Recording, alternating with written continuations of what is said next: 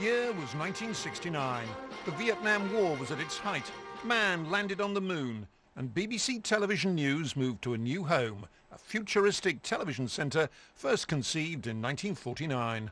This is BBC Television News. Television news in those days was a macho business and involved an awful lot of smoking. I would have thought there might have been some point in having him explain this. There were some women. One became a star. About a car connected with an alleged bomb plot. Visiting the old studios, she remembered what an exciting place it had been to work. Everybody was working on typewriters, so there was a noise. There were banks of televisions everywhere where the material was coming in on film from people who were foreign correspondents working abroad. And there was such a buzz about the place. It was, I think, every news man or woman's dream to come and work at Television Centre in television news at that time. VT20. 4, 3. From these studios and their successors, the BBC covered history as it happened. After an earlier confrontation down the end, which looked at the time like the kind of civil rights clash we knew from years ago. I'm not allowed to say how many planes joined the raid, but I counted them all out, and I counted them all back. Dawn, and as the sun breaks through the piercing chill of night on the plain outside Coram, it lights up a biblical famine, now in the 20th century. 15 years ago, new high-tech news studios opened at Television Centre. By now, news was broadcasting 24 hours a day. Terrorists attacked the heart of America with catastrophic loss of life. Bankruptcies, bailouts and trading bans triggered the most tumultuous week on world markets in living memory. Reporters risked their lives. Get security! Get security! And sometimes Television Centre made the news. And I do apologise if you're hearing quite a lot of noise in this studio at the moment. I'm afraid that we have rather been invaded by some people who we hope to be removing very shortly. That was an IRA bomb. So from tomorrow, these studios and this, frankly, by now rather shabby newsroom will have shut down. But the show goes on. Television News is joining Radio News and the BBC World Service at a new home in central London. Nick Hyam, BBC News, for the last time at Television Centre.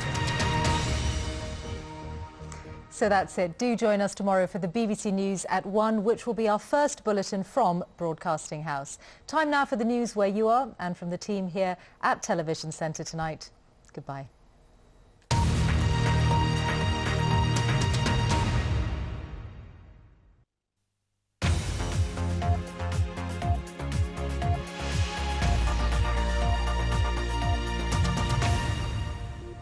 Good evening from BBC London News. I'm Victoria Hollins.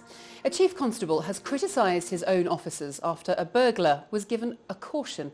Essex Chief Constable Jim Barker-McArdle says he was staggered and alarmed that tougher action wasn't taken after the man broke into a home in Chelmsford. 3 officers are now being investigated. Nick Beak reports. So the goats decided they would cross to higher ground. They've long cleared up since their house was burgled, but Monique Carson vividly remembers the moment she and her son Dougie made the discovery. We felt absolutely violated. It was so horrible to think that somebody had been in our house and just gone through everything. But the burglar then gave himself in after his photo was put in the local paper. However, Monique says she got a phone call from officers explaining he'd been given a caution because it was his first offence and he'd shown remorse. I was absolutely furious. I couldn't believe it. I told my fiancé what they'd said and it registered, and then I rang them back and said that it's just not good enough. Not for a dwelling burglary. You can't just get away with it. And Essex's top officer has publicly agreed with her. I was staggered. Some officers in Essex thought that this was the appropriate way to deal with an adult burglar. There'll be rare circumstances when a caution might be right, but absolutely not in this case. Every bone in my body said that this looked like a very bad decision. Latest figures show home burglaries have gone up in Essex and Kent over the last year, but have gone down in Bedfordshire, Herts, Surrey, and in the Thames Valley and Met Police areas.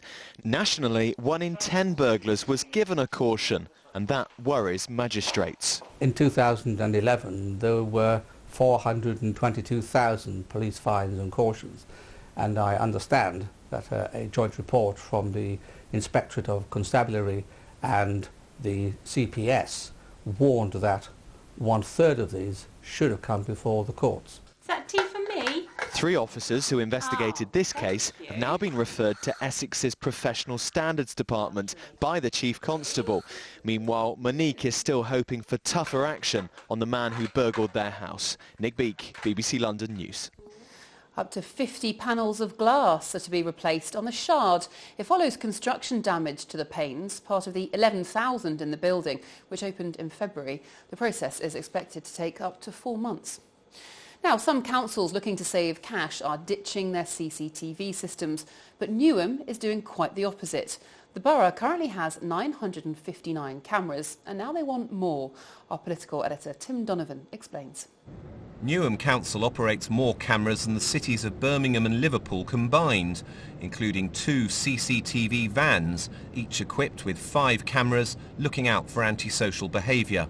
Well, it can be anything from tackling dog fouling, people who allow their dog to foul in parts like this, and the damage that could cause to young children, to actually attending scenes of serious incidents where the police need a record of what the actual situation was at a particular time. Of the nearly 33,000 crimes committed in Newham last year, just 240 arrests resulted from the council's CCTV. The council doesn't know how many prosecutions there have been. The Met says it's not just about how many cameras there are. I would say we don't necessarily need any more cameras. It's okay producing millions of images, but you've got to get the images and you've got to get them identified, and then you've got to use them.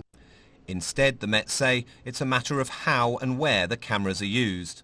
We're looking at the crime maps, we're putting the camera there where it's got the best chance of getting a good image of the offender. The council says it's looking to install even more CCTV.